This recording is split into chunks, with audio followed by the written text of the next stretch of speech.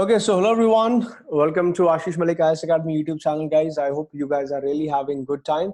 So स्वागत है आप सभी का डे नंबर 6 ज्योग्राफी क्विज में आज शाम 8 बजे। तो ये दोस्तों हर रोज हमारी क्विज होती है शाम को 8 बजे, जहां पे मैं लगातार ज्योग्राफी के क्वेश्चंस आपके लिए लेकर के आता हूं। This is mission UPSC CSC 2022 और जो भी हम डिस्कशन करने वाले हैं बाद में आप इसका पीडीएफ भी डाउनलोड कर सकते हैं इन क्वेश्चंस का फॉर फर्दर रिवीजन। ये पीडीएफ जो है आपको मेरे टेलीग्राम जो चैनल है आशीष मलिक आईएएस एकेडमी वहां से मिल जाएगा। उसका लिंक डिस्क्रिप्शन बॉक्स में दिया हुआ है। तो चलिए दोस्तों आज का हमारा ये वीडियो शुरू करते हैं। शुरू करने से पहले एक बड़ी अनाउंसमेंट मैं आपको बता दूं कि सिर्फ एमसीक्यू ही नहीं, मैं आप लोगों के लिए ज्योग्राफी एनसीईआरटी का एक नया कंप्लीट कोर्स लेकर के आ रहा हूं और ये यूट्यूब पे होने वाला है। तो मतलब ये बिल्कुल फ्री कोर्स है जो हर बच्चा अटेंड कर सकता है।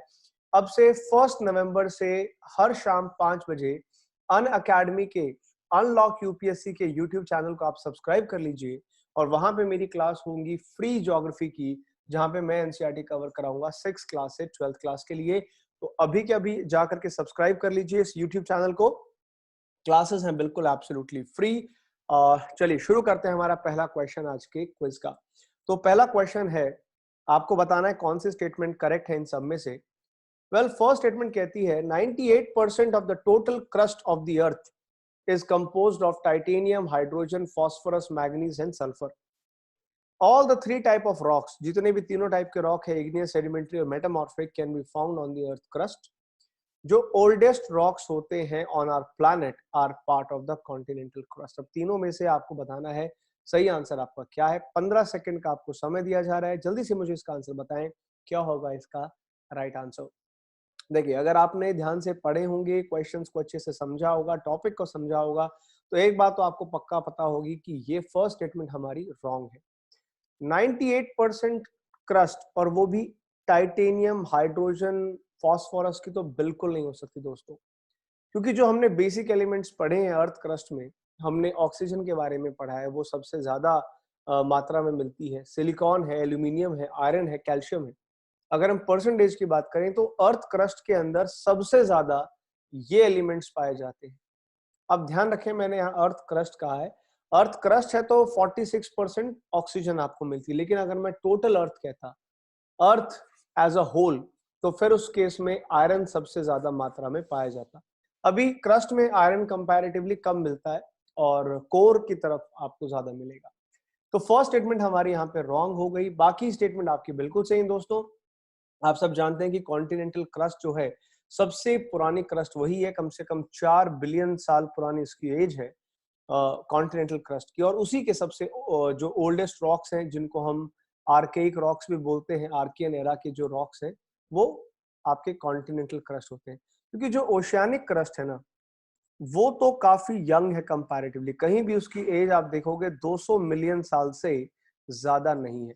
अब अगर मैं आपसे सवाल पूछूं कि यार ओशियानिक क्रस्ट की उम्र इतनी कम क्यों और कॉन्टिनेंटल की इतनी ज्यादा क्यों, इसका आंसर आप मुझे क्या दोगे? अगर आपको इसका आंसर पता है तो नीचे कमेंट सेक्शन बॉक्स में मुझे जरूर बताएं। ये टॉपिक ही बहुत इंटरेस्टिंग है और एक छोटा सा हिंट दे देता हूं आपको। हिंट है सी फ्लोर स्प्रेडिंग। अगर आपने ये पढ़ा है तो सब आपको पता चल जाएगा। सी फ्लोर स्प्रेडिंग का कॉन्सेप्ट है जिसमें ये कॉन्सेप्ट हमें बताया गया। तो जल्दी से मुझे बताओ कमेंट सेक्शन बॉक्स में कि क्यों ओशियानिक क्रस्ट है इतनी यंग और कॉन्टिनेंटल इतनी ओल्ड है। यहाँ पे आंसर आपका होगा C, 2 and 3 are correct. Moving on to the next question, question number 2। दूसरा सवाल है आज का अबाउट द कार्स्ट टोपोग्राफी। अगर आपने लैंड फॉर्म्स पढ़े होंगे, अगर आपने एक्सोजेनिक फोर्सेस से बनने वाले लैंड फॉर्म्स पढ़े होंगे और आपको पता है कि कार्स्ट टोपोग्राफी किसकी वजह से बनती है, ये बनती है अंडरग्राउंड वाटर की वजह से। अभी तक हम अंडरग्राउंड वाटर को एज अ रिसोर्स पढ़ते आए हैं, मगर अंडरग्राउंड वाटर जो है it is also an agent of erosion, और उसके इरोजन के वजह से जो टोपोग्राफी बनती है उसको कार्स्ट टोपोग्राफी कहा जाता है। आपको बताना है कौन सी स्टेटमेंट सही है। Number 1, it is commonly associated with carbonate rocks. जहां कार्बोनेट रॉक्स होते हैं वहीं कास्ट टोपोग्राफी बनती है। ऐसी जो टोपोग्राफी है कास्ट की, ये सिर्फ और सिर्फ ट्रॉपिकल और टेम्परेट एनवायरनमेंट में ही पाई जाती है और nearly 1/4, almost 1/4 of the world population depend करती है upon the water supplied from the coast areas. अब तीनों में से आपके हिसाब से क्या स्टेटमेंट सही, आपको मुझे बताना है।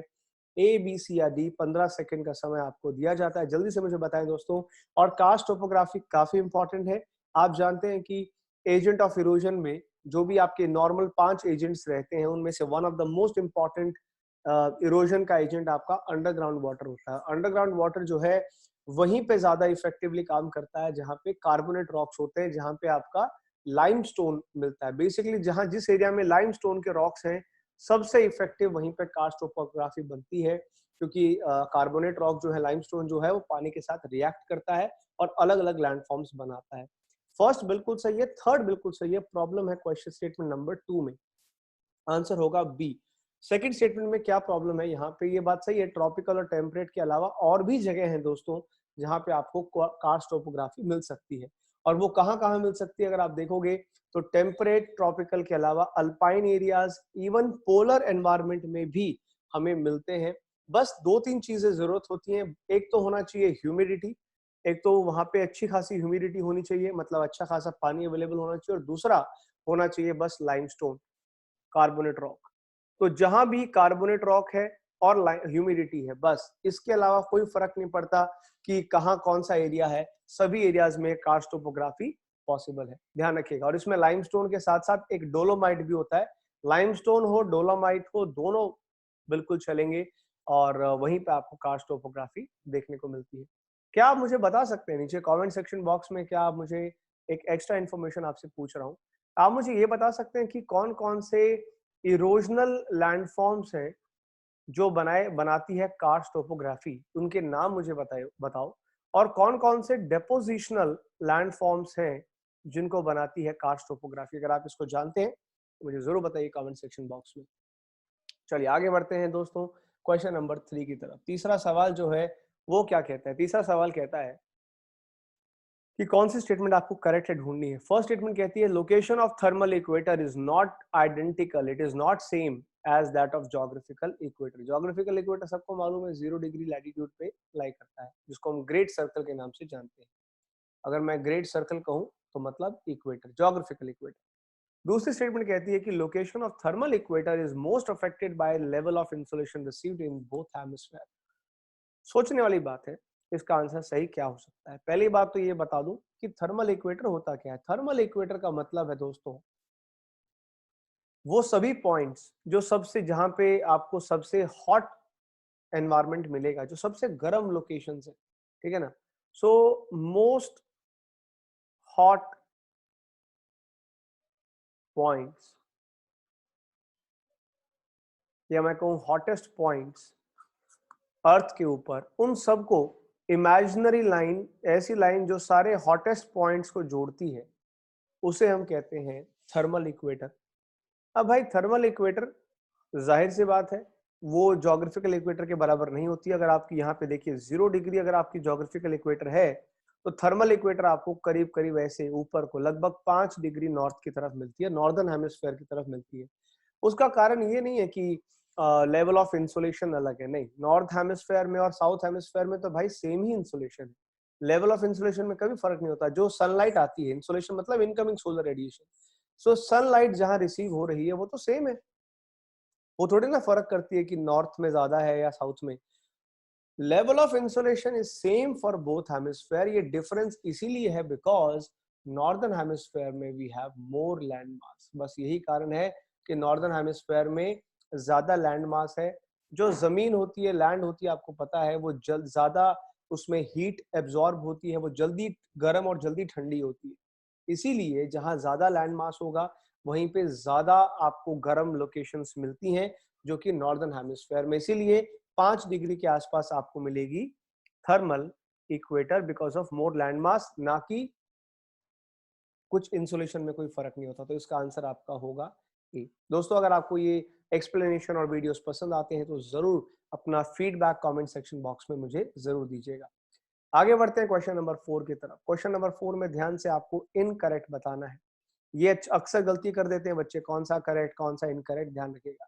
मिड डे सन कभी भी शाइन नहीं करता overhead on the latitude beyond tropic of cancer and tropic of capricorn. यानी ट्रॉपिकल जो लोकेशंस है, tropic of cancer and capricorn, उनके ऊपर कभी भी ये शाइन नहीं करेगा। उनसे उनके ऊपर हमेशा स्लांटिंग रेज होगी। और दूसरी स्टेटमेंट कहती है कि जो एरिया ट्रॉपिक ऑफ कैंसर और आर्कटिक सर्कल के बीच में है और नॉर्दर्न हेमिस्फीयर में, और साउथ में जो ट्रॉपिक ऑफ कैप्रिकॉर्न और एंटार्क्टिक के बीच में है, उनके अंदर आपको हमेशा मॉडरेट टेम्परेचर मिलते हैं। हमें इनकरेक्ट ढूंढना है, इस बात पे ख्याल रखिएगा। क्या आंसर है 4 का? ABCD कमेंट सेक्शन बॉक्स में बताओ। वैसे सही आंसर मैं आपको बता दूं दोस्तों, दोनों ही स्टेटमेंट बिल्कुल करेक्ट है, कोई भी इनकरेक्ट नहीं है, बोथ आर करेक्ट, इसलिए आंसर होगा D, neither one not two. बिल्कुल सही है, आपको ये बात पता होनी चाहिए दोस्तों। अगर मैं हीट जोन्स की बात करूं, देखिए अर्थ अगर हम ऐसे ड्रॉ करते हैं, ये इक्वेटर है, ये ट्रॉपिक ऑफ कैंसर, ये ट्रॉपिक ऑफ कैप्रिकॉर्न, ये आर्कटिक सर्कल, ये Antarctic circle. 0 degree 23.5 degree north, 66.5 degree north, 23.5 degree south, 66.5 degree south, ये आपके लोकेशंस रहती हैं। जो सनरेज है ना, सनरेज के बारे में एक बात समझ लीजिए, सनरेज सिर्फ और सिर्फ इन ट्रॉपिक लोकेशंस तक ही 90 डिग्री होती हैं। सनरेज कभी भी बियॉन्ड द ट्रॉपिक्स आपको परपेंडिकुलर नहीं मिलती, सिर्फ बिटवीन इन्हीं आपको लैटिट्यूड्स में परपेंडिकुलर मिलती है। तो इसका मतलब सन कभी भी इन ट्रॉपिक्स के बियॉन्ड ओवरहेड शाइन नहीं करेगा। इसके ऊपर जो सनलाइट जाएगी वो सब स्लांटिंग रेज जाती हैं, कभी 90 डिग्री नहीं जाएगी, ठीक है। और जहां पे ये 90 डिग्री आती है, जहां पे ओवरहेड सन है, उस लोकेशन को कहते हैं टॉरिड जोन। टॉरिड जोन का मतलब वो एरिया जो ट्रॉपिक ऑफ कैंसर से ट्रॉपिक ऑफ कैप्रिकॉर्न के बीच में है। सबसे ज्यादा ये हीट सरप्लस जोन है, यहाँ सबसे ज्यादा गर्मी आपको देखने को मिलती है। इसके ऊपर जैसे कि क्वेश्चन में लिखा है कि ट्रॉपिक ऑफ कैंसर से आर्कटिक सर्कल के बीच में होता है टेम्परेट जोन। जी हाँ, टेम्परेट जोन मतलब मॉडरेट क्लाइमेट का जोन, ऊपर नीचे दोनों जगह आपको देखने को मिलता है। तो दोनों इसमें करेक्ट है, आंसर आपका डी होगा। और अभी तो खैर मैं जब क्लासेस आपको पढ़ाऊंगा, कोर क्लासेस, उसमें और डिटेल में भी इसके बारे में चर्चा करेंगे। चलिए आखिरी सवाल आज का, बताइए कौन सी स्टेटमेंट करेक्ट है। फर्स्ट स्टेटमेंट कहती है more fresh water can be found in the atmosphere than rivers on the earth. जी हाँ, एटमॉस्फेयर में ज्यादा फ्रेश वाटर है comparatively to the rivers on the earth. River on the earth contain less fresh water than inland seas and salt lake. जो नदियां हैं हमारी, उनमें कम फ्रेश वाटर है, इनलैंड सी में और सॉल्ट लेक में ज्यादा पानी आपको मिलेगा। तीसरा सवाल, तीसरी statement, ice caps contain less fresh water than fresh water available in the ground water. देखिए ये इस तरह का क्वेश्चन अगर आपने देखा होगा, इस बार यूपीएससी 2021 में भी पूछा गया, अभी इस बार के प्रीलिम्स में भी ऐसा सवाल आया है। तो भाई distribution of water on earth is important, आपको मालूम रहना चाहिए। इस केस में थर्ड स्टेटमेंट हमारी गलत है, फर्स्ट और सेकंड तो ठीक है, आंसर आपका ए होगा। उसके लिए मैं आपको बता देता हूं तरीका सिंपल क्या है। एनसीईआरटी के बुक में एक डिवीजन दी हुई है, एक टेबल दी हुई है, जिसमें पूरे बता रखा है कहां कहां पे कितना कितना परसेंटेज पानी है। देखो भाई, ओशियंस के अंदर हमारी अर्थ का 97.3% पानी है, जो कि सलाइन वाटर है, ठीक है। आइस कैप जो है, ग्लेशियर्स आप लगा लीजिए, आइस कैप मतलब ग्लेशियर, ग्लेशियर में करीब करीब 2% फ्रेश वाटर, ये फ्रेश वाटर के ही डिवीजन है सारे। सलाइन वाटर जितना नमकीन खारा पानी है वो खाली ओशियंस में है। उसके अलावा ग्लेशियर में 2% फ्रेश वाटर। ग्राउंड वाटर की अगर मैं बात करूं, ग्राउंड वाटर फ्रेश वाटर की मैं बात करूं तो 0.68%। फ्रेश वाटर लेक की अगर मैं बात करूं तो 0.009। इनलैंड सी और सॉल्ट लेक की बात करूं तो 0.009। एटमॉस्फेयर में 0.0019 और रिवर्स में सबसे कम, मतलब कि जो सरफेस के ऊपर है ना, जो सरफेस फ्रेश वाटर है हमारा, वो बहुत कम होता है, 0.001%। ये है टोटल पानी का डिवीजन अर्थ के ऊपर। और इस बार यूपीएससी में ऐसा ही क्वेश्चन आया है, तो ये टेबल अच्छे से याद कर लीजिए कि कहां कहां कितना कितना आपका है। और दोस्तों अगर आपको ऐसे और क्वेश्चंस भी प्रैक्टिस करने हैं तो आप मेरी बुक को रेफर कर सकते हैं, ज्योग्राफी एनसीईआरटी प्लस, जो कि ज्योग्राफी एनसीईआरटी बुक्स का कंपाइलेशन है और आपके स्टेट पीसीएस और यूपीएससी दोनों के लिए परफेक्ट बुक, प्रीलिम्स और मेंस के सारे सॉल्व्ड क्वेश्चंस आपको इसमें मिलेंगे दोस्तों। It is one of the best selling book. और ज्योग्राफी के कंप्लीट कोर्स पढ़ने के लिए, एनसीईआरटी के कोर्स पढ़ने के लिए आप सब्सक्राइब कीजिए अनअकैडमी अनलॉक यूपीएससी का यूट्यूब चैनल, जहां पे मैं शाम 5 बजे आपके लिए लेकर के आ रहा हूं ये नया कोर्स जो स्टार्ट होगा 1 नवंबर से। आप सबके लिए। तो प्लीज मेक श्योर कि आप इसको जरूर सब्सक्राइब कीजिए। और आज 31 अक्टूबर है, अनअकैडमी के ऊपर अगर आपको सब्सक्राइब करना है तो दोस्तों सबसे परफेक्ट टाइम है। बेस्ट डिस्काउंट आज खत्म हो जाएंगे, आज आखिरी दिन है सब्सक्रिप्शन का।